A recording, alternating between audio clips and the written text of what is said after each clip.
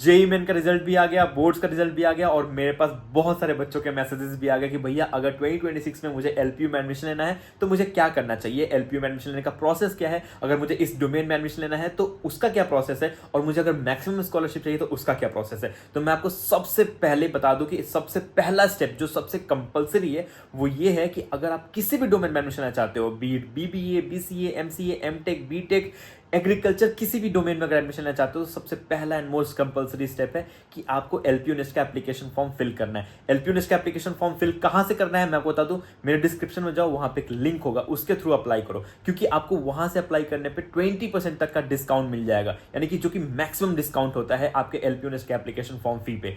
और अगर वहां से नहीं आ रहा है 20% डिस्काउंट तो आप ये कूपन कोड यूज कर सकते हो, LPUDFZ278। अगर आप इसको कूपन कोड को यूज करोगे तो भी आपको 20% या मैक्सिमम डिस्काउंट मिल जाएगा आपके एलपीयूनेस के एप्लीकेशन फॉर्म फी पे। तो सबसे पहले अगर आपने एलपीयूनेस का एप्लीकेशन फॉर्म फिल कर दिया तो एलपीयूनेस के एग्जाम में आपको अपीयर होना पड़ता है, फिर उसके बाद रिजल्ट आता है, एंड देन उसके बेसिस पे आपको स्कॉलरशिप मिलता है। तो आपका ये पहला प्रोसेस है। दूसरा प्रोसेस कि सबसे ज्यादा स्कॉलरशिप चाहिए तो क्या करना पड़ेगा। देखो, एलपीयू में फेजेस में एडमिशन होते हैं, ये अभी चल रहा है पहला फेज आपका बहुत जल्दी खत्म होने वाला है, लाइक 25 अप्रैल को ये एंड हो जाएगा। तो उससे पहले ट्राई करो कि एलपीयूनेस का एप्लीकेशन फॉर्म फिल करो और एग्जाम में अपीयर हो। अगर तुम 25 अप्रैल के पहले अप्लाई कर लेते हो तुम फेज 1 की कैटेगरी में एलिजिबल होते हो। फेज 1 में आपको मिलता है मैक्सिमम स्कॉलरशिप, यानी कि 60% से लेकर के 100% के बीच में आपको स्कॉलरशिप मिलता है।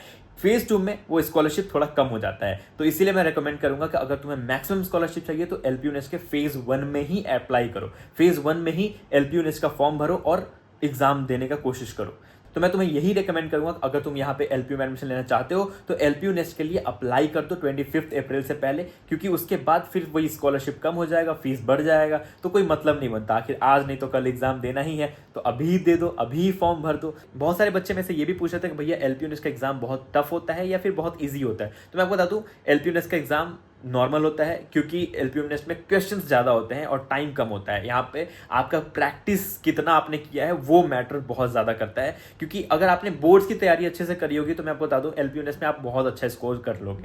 तो इजीली मैं तुम्हें बताऊं, अभी तुम्हारे पास अगर 10-15 दिन का टाइम है, जो तुमने बोर्ड्स की प्रिपरेशन कर रही होगी उसको रिवीजन कर लो, उसका बहुत अच्छे से रिवीजन कर लो। देखो तुम्हारे स्कॉलरशिप बहुत अच्छा लगने वाला है, क्योंकि बहुत अच्छा स्कोर कर लोगे तुम एलपीयू नेस्ट के एग्जाम में। और हाँ, सबसे इंपॉर्टेंट बात, जो मैंने तुम्हें कूपन कोड दिया था LPUDFZ278 और जो डिस्क्रिप्शन में लिंक है उसके थ्रू ही एलपीयू नेस्ट में अप्लाई करना, नहीं तो तुम्हें 20% का जो डिस्काउंट था वो नहीं मिलने वाला है।